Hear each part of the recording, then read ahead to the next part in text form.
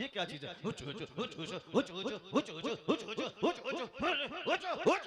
क्या है ये?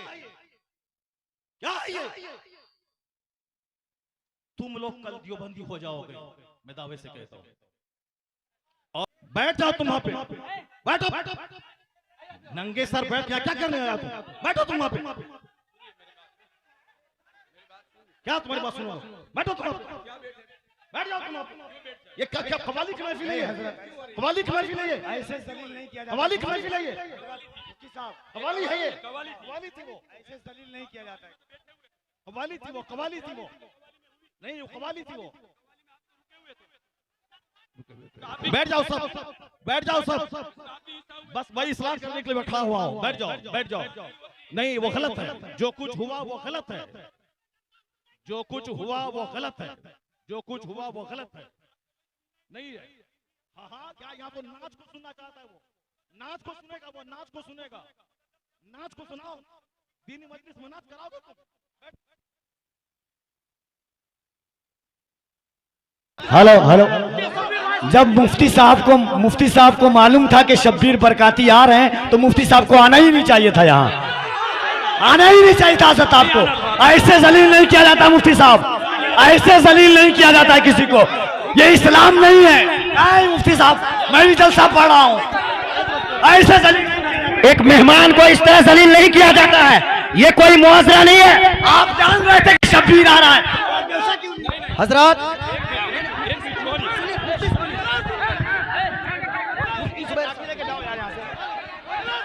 मुफ्ती जुबैर साहब भी फंस गए जो मजमे में बैठ गए।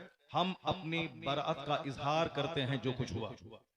मुफ्ती साहब किबला भी अपनी बराअत का इजहार करते हैं, ताकि कल मत बोलना कि मनाज़िर अहले सुन्नत काज़ी सीमांचल बैठे हुए थे, उनके सामने मुजरा हो रहा था।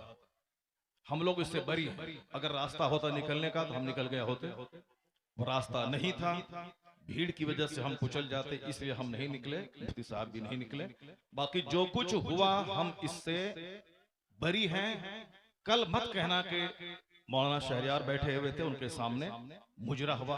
साहब मर्तबे का ये आलम है कि बड़े बड़े उलमा जिनका हाथ चूमते हैं, उनकी कोई इज्जत नहीं है। और तुम साहब एक दुनियादार आदमी की ना सुन रहे हो, तुम्हें मालूम है तुम्हें क्या सब हो रहा है? तकरीर सुनो, हदीस सुनो, और अपने स्टेट और अपने डिस्ट्रिक्ट को बदनाम मत करो। ये जलसा है, कव्वाली की महफिल नहीं है। यहाँ कुरान पाक की तिलावत होती है, आधा घंटा तक कुरान पाक की तिलावत होनी चाहिए। सरकार दो जहां सलाम की हदीस पाक की रिवायत होनी चाहिए, इस्लामी तारीख बयान करनी चाहिए। अब जलसा शुरू हो रहा है, यहाँ से गौर से सुनो। अल्लाह तबारक व तआला हमको और आपको सारे मुसलमानों को जलसे की कद्र करने की तौफीक अता फरमाए।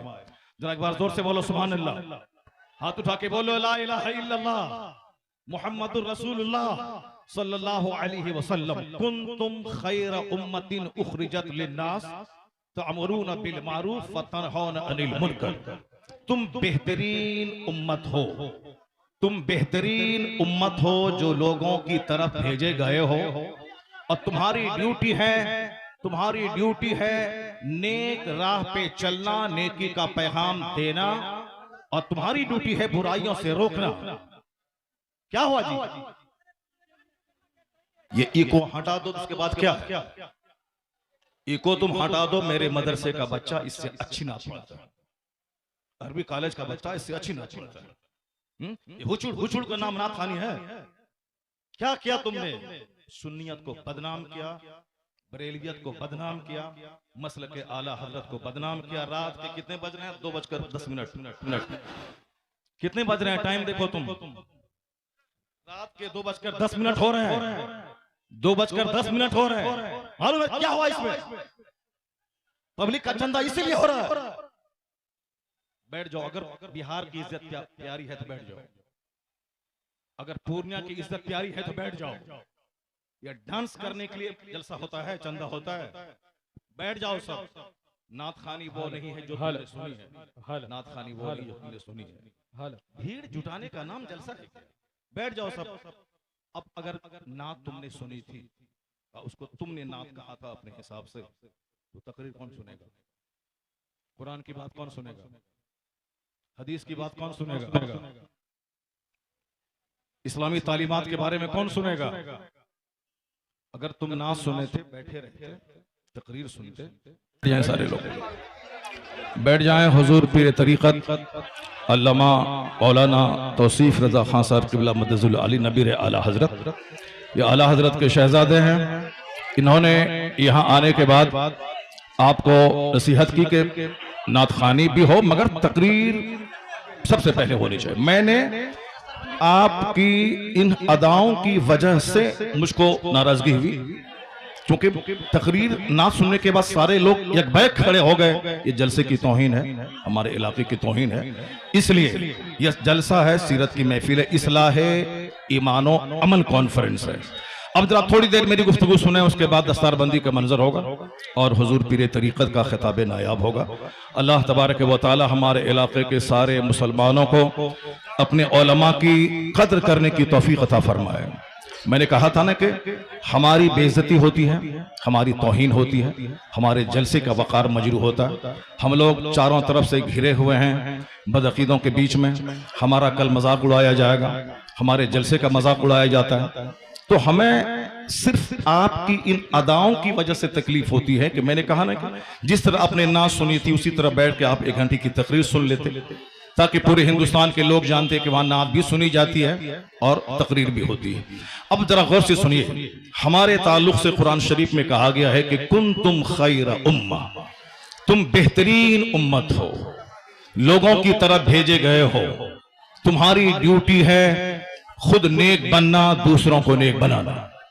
तुम्हारी ड्यूटी है खुद बुराइयों से बचना, दूसरों को बुराइयों से बचाना। ये हमारी क्वालिटीज को कुरान शरीफ में बयान किया गया है कि you are the best community, तुम बेहतरीन उम्मत हो। और बेहतरीन क्यों हो?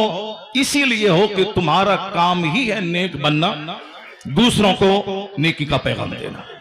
तुम्हारी जिम्मेदारी है खुद बुराई से बचना और दूसरों को बुराई से बचाना। दूसरे लोग खाने पीने पैदा हुए हैं, दूसरे लोग मौज मस्ती करने पैदा हुए हैं, दूसरे लोग शराब पिएं, बदकारी करें, सूद खाएं, उससे क्या मतलब है? उसको मरने के बाद हिसाब किताब का कोई खौफ ही नहीं है। ये सारी बातें हम मुसलमानों को सोचना है। सरकार दो जहां की हदीस है कि ला तज़ूलु कदमा अब्दिन हत्ता युसअल अन अर्बईन। आका फरमाते हैं कि कयामत के दिन बंदे का पांव अपनी जगह से 1 इंच नहीं हटेगा, 1 इंच नहीं हटेगा जब तक के 4 चीजों का उससे सवाल न हो जाए। जब तक के 4 चीजों का उससे सवाल न हो जाए। सबसे पहला सवाल होगा अन उमरिही फीमा अफना, यानी अपनी यह कीमती जिंदगी तुमने किस काम में गुजारी। यह तो हर मुसलमान को समझना होगा कि हम अपना बहुमूल्य जीवन सर से लेके पांव तक महासंख्यों रुपए से ज्यादा कीमती पार्ट्स अल्लाह ने दिए। जो लोग गूंगे हैं, बात नहीं कर सकते, उनको देखने के बाद अपनी जबान की अहमियत समझें। जो लोग अंधे हैं, देख नहीं सकते, उनको देखने के बाद अपनी आंख की अहमियत समझें। जो लोग पागल हैं, समझ नहीं सकते, उनको देखने के बाद अपनी अक्ल की अहमियत समझें। जिसके पास हाथ नहीं है वह लूल्हे को देखकर अपने हाथ की अहमियत समझे। जो लोग लंगड़े हैं, जो चल नहीं सकते, उनको देखने के बाद अपने पांव की अहमियत समझें। जो अरबों में खेलने वाले 2 रोटी खा के पचा नहीं सकते, उनको देखकर 10 रोटी खाने के बाद पचाने की जो मशीन अल्लाह ने पेट की शक्ल में दी है, उसका महत्व समझें। हुजूर फरमाते हैं कयामत के दिन इन सारी नेमतों के बारे में सवाल होगा। तुमने अपने पांव का कैसा इस्तेमाल किया, तुमने अपनी जबान का कैसा इस्तेमाल किया, तुमने अपने हाथ का कैसा इस्तेमाल किया, तुमने अपनी आंख का कैसा इस्तेमाल किया। सारी जिंदगी के बारे में सवाल होगा। नाच तमाशे में जिंदगी गुजारी या कुरान की तिलावत में गुजारी? तुमने सिर्फ वक्ती लज्जत की खातिर तुमने इंजॉय किया या तुमने रात में तहज्जुद के वक्त उठ के अल्लाह के खौफ से आंसू बहाया? ये सवाल होगा सारी नेमतों के बारे में। यह कीमती जिंदगी किस काम में गुजारी? हमें मुशरिकों के नाचने गाने से कोई एतराज नहीं, हमें यहूद और नसारा की नाच गाने से कोई एतराज नहीं है, हमें बौद्ध और जैन के नंगे रहने से कोई एतराज नहीं है। हमें सिर्फ मुसलमानों से कहना है कि हमारे पैगंबर ने कहा है कि कयामत के दिन 1 इंच अपनी जगह से हट नहीं पाओगे जब तक के 4 सवालों का जवाब नहीं दे दो। हर मुसलमान के बच्चों को यह हदीस याद होनी चाहिए। हर मुसलमान के घर में ये हदीस लिखी होनी चाहिए। हर मदरसे की दीवारों में इस हदीस से पाक को लिखा जाना चाहिए। हर मस्जिद में इस हदीस से पाक को लिखा जाना चाहिए, ताकि सारे लोग अपनी रिस्पॉन्सिबिलिटीज को समझें कि क़यामत के दिन क्या होगा। पहला अन उमर ही फीमा अफना, जिंदगी के बारे में, जिंदगी किस काम में गुजारी। दूसरा सवाल होगा अन शबाब ही, जवानी के बारे में कि तुमने जवानी किस काम में गुजारी। जवानी दीवानी होती है। जवानी में लोग कहते हैं कि चलो कुछ भी करो, बुढ़ापे में तो नेक बन ही जाना है, जबकि बुढ़ापे में 90% लोग नेक नहीं बनते, अलबत्ता बीमार बनकर वो अपनी जिंदगी के आखिरी अय्याम को भी तबाह बर्बाद करते हैं। हुजूर फरमाते हैं कि तुम जवानी किस काम में गुजारी, इसका सवाल होगा। तीसरा सवाल होगा अन माल ही मिन ऐन इक्तसबहु व फीमा फज़अहु, यानी माल कहां से कमाया और कहां खर्च किया, इसका सवाल होगा।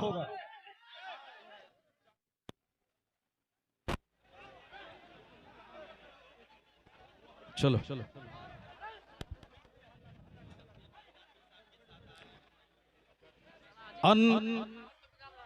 मालूम है नबी आला हजरत बैठे हुए हैं, शहजादे आला हजरत बैठे हुए हैं। अदब करना, डिसिप्लिन, ये हमारा फर्ज होना चाहिए। माइक की आवाज दो, माइक की आवाज दो। हजरत कह रहे हैं कि आप बोलते रहिए। बैठ जाओ, बैठ जाओ, बैठ जाओ, बैठ जाओ, बैठ जाओ। हुजूर फरमाते हैं कि माल के बारे में सवाल होगा। अब माल ही मिन ऐन इक्तसबहु व फीमा फज़अहु, तुमने माल कहां से कमाया और किस रास्ते में खर्च किया, यह सवाल क़यामत के दिन होगा। चौथा सवाल होगा जो कुछ तुमने जाना, जो कुछ तुमने खिताब के जरिए सुना, जो कुछ तुमने पढ़ा, उस पर कितना अमल किया। ये बुनियादी बातें हैं, हर मुसलमान को मालूम होना चाहिए। नमाज पढ़ना फर्ज आजम है, यह हर मुसलमान को मालूम होना चाहिए। रोजा रखना बहुत बड़ा फर्ज है, हर मुसलमान को मालूम होना चाहिए। जलसा करना फर्ज नहीं है, वो तो दीनी तालीम का एक जरिया है कि रात भर मैंने, साल भर मैंने क्या किया, बस उसी हमारी कारकर्दगी को लोगों के सामने रख देना है कि हमने साल भर तक आपकी ज़कात, आपके खैरात, आपकी खैरात, आपके सदक़ात का क्या हमने इस्तेमाल किया। वो इसीलिए है साहब नाते पाक पढ़ना, इसीलिए है ताकि हमें मुस्तफा से मोहब्बत है, वरना सिर्फ नाते पाक पढ़ना ही हमारी गर्ज़ो क़ायत नहीं है। हमारा मकसद हयात है अल्लाह की इबादत करना। अल्लाह की इबादतों में क़यामत के दिन ये सवाल ही नहीं होगा कि तुमने नात पढ़ी या नहीं पढ़ी। सबसे पहला सवाल होगा, हुजूर फरमाते हैं इन्ना अव्वल मा युहासबु बिहिल अब्द यौमल क़यामति सलात, क़यामत के दिन सबसे पहला सवाल नमाज का होगा।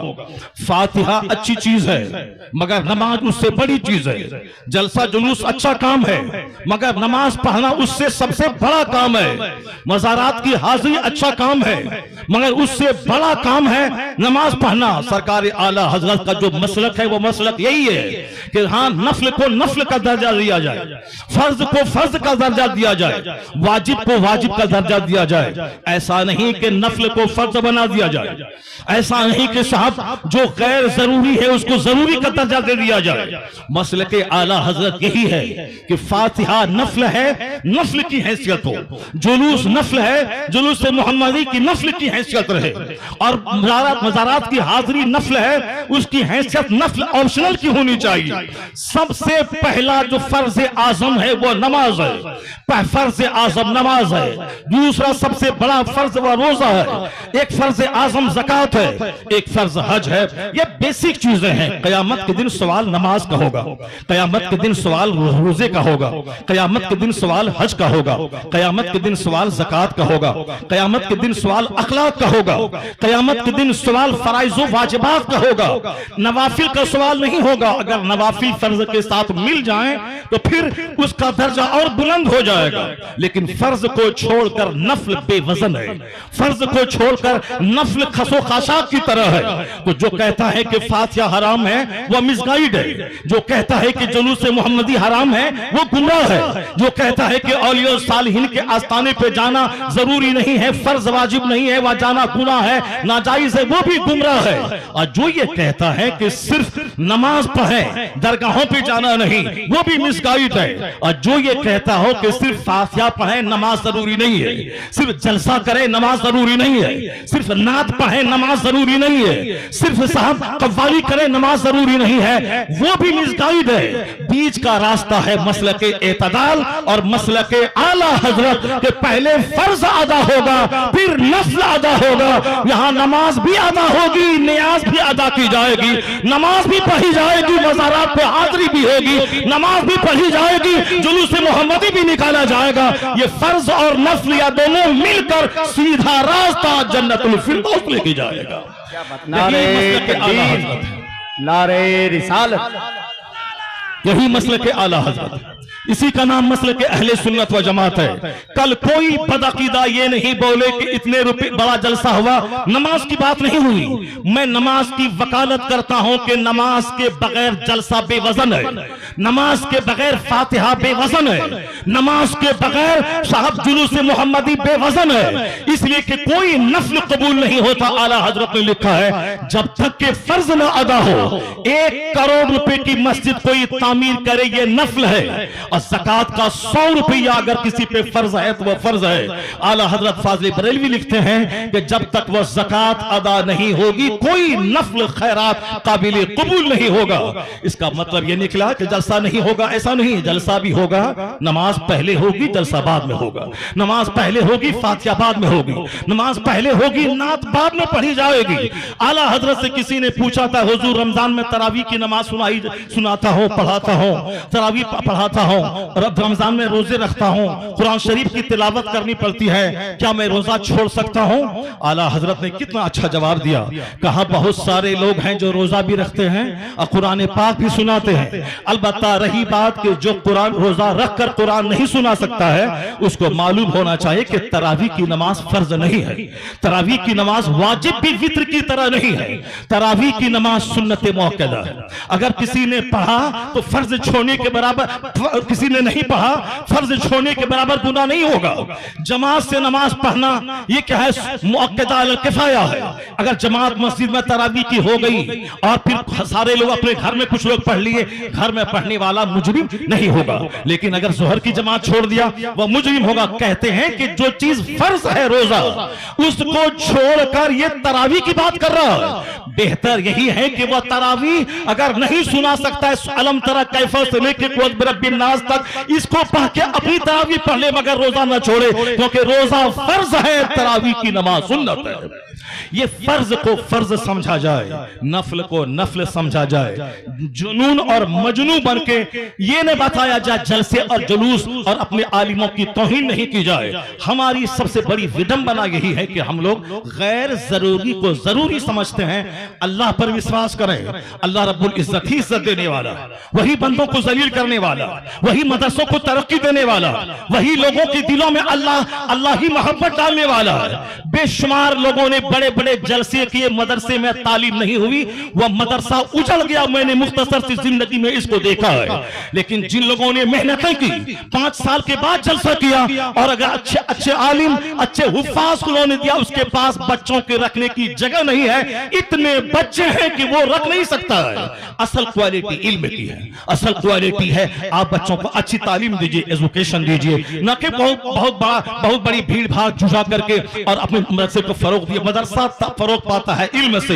मैं तमाम सुन्नी मदारिस के लोग जिम्मेदारों से कहता हूं, तालीम पे फोकस दें, दरसगाह पे फोकस दें, अच्छे आलिम को रखें, अच्छे हुफ्फाज को रखें। अगर एक बच्चा फारिग हुआ, अगर सही ढंग से कुरान सुनाया, तो सारे लोग यही कहेंगे ये बता दे तू किस मदरसे में पढ़ा है, वो तेरा उस्ताद कौन है। यानी वही एक बच्चा आपका सबसे बड़ा प्रचारक हो जाएगा, वही एक बच्चा आपके मदरसे की खूबियों को दूसरों के सामने एग्जीबिशन करने वाला एक जबरदस्त अलमबरदार हो जाएगा। आपने 10 बच्चों को आपने निकाल दिया और क्वालिटी उसमें नहीं है, वह जहां भी जाएंगे मदरसों को बदनाम करेंगे कि किस उस्ताद ने तुझको पढ़ाया है, किस मदरसे में तुमने पढ़ाया है। क्वालिटी पे जोर देना। बस आखिरी बात सुन ले, अभी मुसलमानों के चेहरे पे एक हवाइयां उड़ रही है कि हमारा मुस्तकबिल कैसा है, हमारा फ्यूचर कैसा है, हमारा आने वाला दिन कैसा है। आपको मैं यकीन दिलाता हूं कि इस्लाम का आने वाला दिन इतना सुनहरा है कि कोई दिन ऐसा नहीं गुजरता जिस दिन कोई पढ़ा लिखा आदमी कलमा पढ़ के मुस्तफा का गुलाम न बनता हो। कोई दिन ऐसा नहीं गुजरता जिस दिन अमेरिका जैसे हाईली क्वालिफाइड और तरक्की याफ्ता मुल्क का कोई एक दानिश्वर कलमा पढ़ के मोमिन न होता हो। या जोश में ये बातें नहीं बोली जाती है, बल्कि ये बातें दलाइल और प्रूफ के साथ की जाती हैं। आप अगर पढ़े लिखे आदमी हैं, हमारे बच्चे स्कूल कॉलेज में पढ़ते हैं, मैं उन बच्चों को कहता हूं, एक नाम आपने सुना होगा जॉन डी रॉकफेलर का। हमारे शेख बैठे हुए हैं, शेख का दौरा लंदन होता है, हमारे हजरत का दौरा अमेरिका होता है, हमारे हजरत का दौरा अफ्रीका होता है। वह सारी दुनिया के हालात से बाखबर है।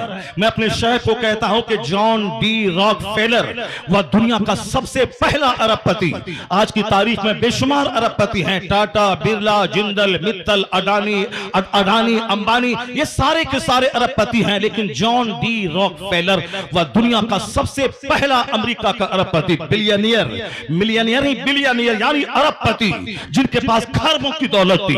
53 साल की उम्र में वो खरबपति बीमार हो गया। बीमार होने के बाद अब उनको लगा कि अब जैसे कि मैं मर जाऊंगा, जब मर ही जाऊंगा।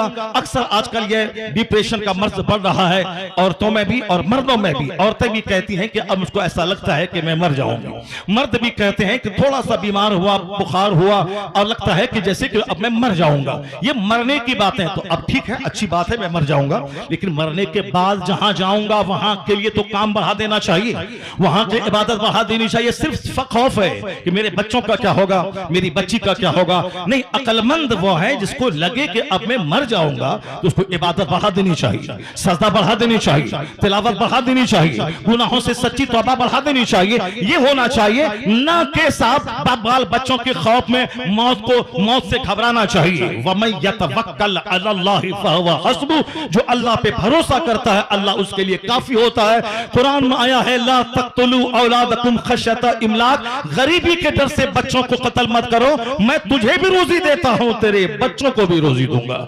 रोजी देने वाला अल्लाह है। वो अमेरिका का खरबपति, उसने सोचा कि अब जब मुझको मर ही जाना है तो अब क्यों नहीं सदका तो खैरात करके मैं मरूं। अपनी दौलत का एक बड़ा पार्ट मेडिकल एक्सपर्ट के खर्च पे उन्होंने डोनेट किया कि नई नई बीमारियां और उसके इलाज और ट्रीटमेंट दरियाफ्त करने के पीछे मेरी दौलत का एक बड़ा हिस्सा खर्च होगा। उन्होंने एक स्कूल बनवाया, गरीबों, मिस्किनों, माजूरों, बेवाओं के बच्चे स्कूल में पढ़ेंगे, फ्री तालीम। उन्होंने एक बहुत बड़ा हिस्सा अपनी दौलत का हॉस्पिटल पे वक्फ किया, यहाँ गरीबों, मिस्किनों, माजूरों, कम पैसे वालों का इलाज होगा। यानी अपने पैसे को गरीबों के लिए, सोशल वेलफेयर के लिए, चैरिटी के लिए उन्होंने दरवाजा खोल दिया। उसको ऐसा महसूस हुआ 2-3 महीने के बाद कि अंदर से उसका कैंसर का जख्म हल्का हो रहा है। ये द टाइम्स ऑफ इंडिया जो हिंदुस्तान का अंग्रेजी अखबार है, हमारे बच्चे तो एमए करने के बाद भी एक जुमला अंग्रेजी नहीं बोलते हैं। जिसको होना था डीएम वो चपरासी की भी नहीं बन पाए, जिनको होना था साइंटिस्ट वो गली कूचे का दिल फेंक आशिक बन गया। अमेरिका का यहूदी 1-1 मिनट का सही इस्तेमाल करके दुनिया को माइक्रोफोन दे, दुनिया को हवाई जहाज दे, और हमारे वो बच्चे जिसके पास थी मेरिट डीएम बनने की, वह सिर्फ मोबाइल चला चला करके वो बच्चे हमारे गली कूचे के दिल फेंक आशिक बन गए, किसी काबिल नहीं रहे। एक बच्चा हिंदुस्तान का अगर आईएएस ऑफिसर बनता है तो 40 करोड़ मुसलमानों का कलेजा ठंडा हो जाता है। वह कमा के अपने बाप को देगा, मगर नाम पूरी मुस्लिम सोसाइटी का होता है। हमारी मेजॉरिटी हमारे नौजवानों की मोबाइल चला चला के डीएम तो नहीं बनी, अलबत्ता अपनी जवानी में आग लगा दी, अपनी सोच और फिक्र में आग लगा दी, अपनी अपनी अपनी सेहत को तबाह बर्बाद कर दिया, अपने खानदान की नाक मिट्टी में मिला दी। मोबाइल का इस्तेमाल जरूरतन हो, 24 घंटे उसमें घुस के न रहे। टॉयलेट का इस्तेमाल जरूरत हो, 24 घंटे टॉयलेट में घुसने वाला तबाह बर्बाद हो जाएगा, सेहत खत्म हो जाएगी। यहूदी 1-1 मिनट को कीमती समझते हैं तो जलील कौम दुनिया में सबसे मालदार कौम है। जबकि नमाजों की पाबंदी हमें वक्त की कदर सिखाती है, जबकि सहर और इफ्तार का सिस्टम वक्त की कदर सिखाता है, जबकि ज़कात का मैनेज हमें 1-1 मिनट को कीमती समझने का पैगाम देता है। 1 मिनट पहले दाना हलाल, 1 मिनट के बाद दाना हराम, ये हमें पंक्चुअलिटी सिखाता है। मगर अक्ल रहे तब न इन बातों पे हम गौर करें। हमारे पास तो गुस्सा बहुत ज्यादा है, हमारे पास जज्बात बहुत ज्यादा है, हमारे पास सब छोटी फिक्री की वजह से हम जो लायक थे उस लायक नहीं बन पाए। अमेरिका का खरबपति, उन्होंने दौलतों का एक बड़ा हिस्सा स्कूल पे, हॉस्पिटल पे, गरीबों के राशन के किट पे और मेडिकल एक्सपर्ट की टीम बैठा के, ताकि नई नई बीमारियों का इलाज खोज करने के लिए वह टीम खास रहे। उनको ऐसा लगा जब से वह चैरिटी सदका तो खैरात का काम शुरू किया, अंदर से उसके बदन का जो कैंसर था उसका मर्ज दूर होने लगा। 4 महीने के बाद उन्होंने टेस्ट करवाया, उसके अंदर का कैंसर खत्म हो चुका था।